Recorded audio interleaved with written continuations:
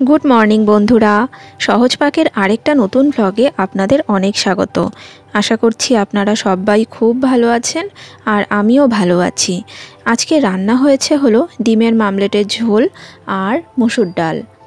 তো সাথে একটু বড়া করে দিচ্ছি। তার জন্য নিয়েছি পেঁয়াজ এবং লঙ্কা, চপ করে নিচ্ছি। পেঁয়াজ যতটা সরু করে চপ করা যায় ততটা সরু করেই চপ করছি। আপনাদের যদি চপার থাকে তাহলে সেখানে পেঁয়াজ চপ করতে পারেন, তাও ভালো লাগবে।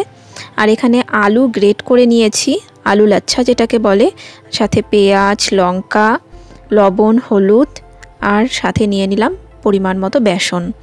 আর দুটো ডিম ভেজে রেখেছিলাম, সিদ্ধ করে ভেজে রেখেছিলাম, তো সেটা ভেঙে দিয়ে দিলাম। এবার একসাথে ভালো করে মেখে নিচ্ছি। বেসনটা একটু বেশি লাগছে কারণ আলু তো অনেকক্ষণ কেটে রেখেছিলাম, তাই আলু থেকে একটু জল বেরিয়েছে।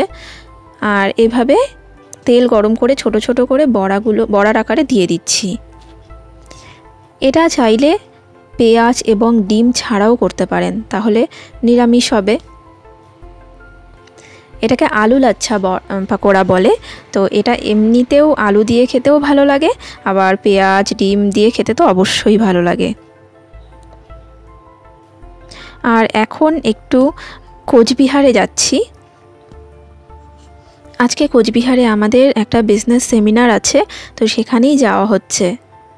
আর রাস্তায় যেতে যেতে দেখলাম প্রচুর জায়গায় জল জমেছে, অনেক বাড়িতে দেখলাম প্রায় হাঁটু পর্যন্ত জল উঠেছে। খুব খারাপ লাগছিল তাদের অবস্থা দেখে, তাদের দৈনন্দিন জীবনে কত অসুবিধা হচ্ছে।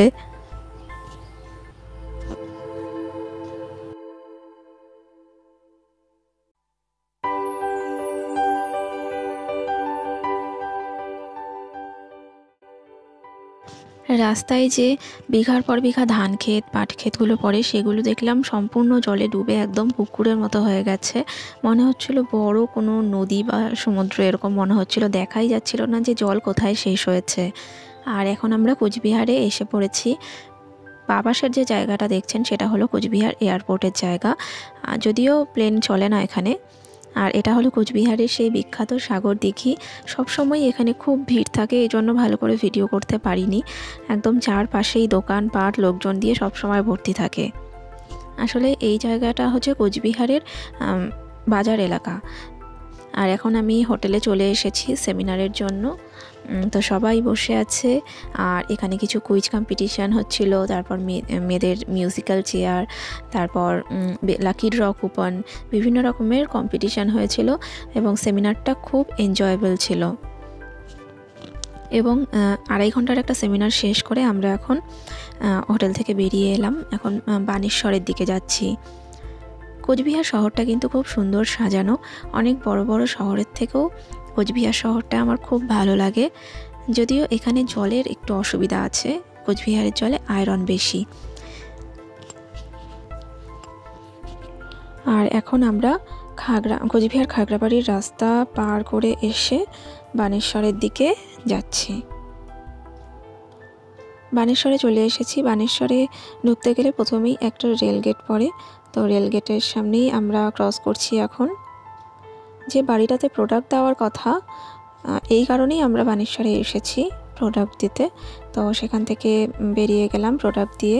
আর এখানে দেখছেন বানেশ্বরের বিখ্যাত শিব মন্দির। অনেকেই হয়তো এই মন্দিরের নামও জানেন।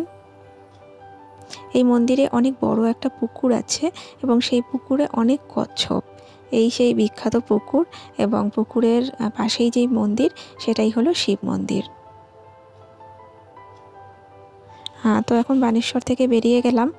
বানেশ্বর থেকে তুফানগঞ্জের যাওয়ার একটা রাস্তা আছে, তো কোচবিহার হয়ে আর আমরা যাচ্ছি না, বানেশ্বর থেকে সোজা তুফানগঞ্জে যাচ্ছি। এখানে রেলগেটটা ক্রস করলাম আর এখন সূর্যাস্ত হচ্ছে। যে পথ দিয়ে ফিরছি সে পথে অনেক কাদা, তবে রাস্তাটা কম বলে এই রাস্তায় আসলাম। তবে এসে আমার বর বলছিল যে এই রাস্তায় না আসলেই বোধহয় ভালো করতাম, এত কাদা। তবে যতটা ভেবেছিলাম ততটা কাদাও ছিল না। এখন আমরা মেইন রোডে উঠে গেলাম। এই রাস্তা ধরেই সোজা তুফানগঞ্জের পথে উঠে যাব। আজকের ব্লগটা যদি আপনাদের ভালো লাগে প্লিজ আমার চ্যানেলকে সাবস্ক্রাইব করবেন আর ভিডিওটাকে লাইক দিতে ভুলবেন না। দেখা হচ্ছে পরের দিন আরেকটা নতুন ভিডিও নিয়ে।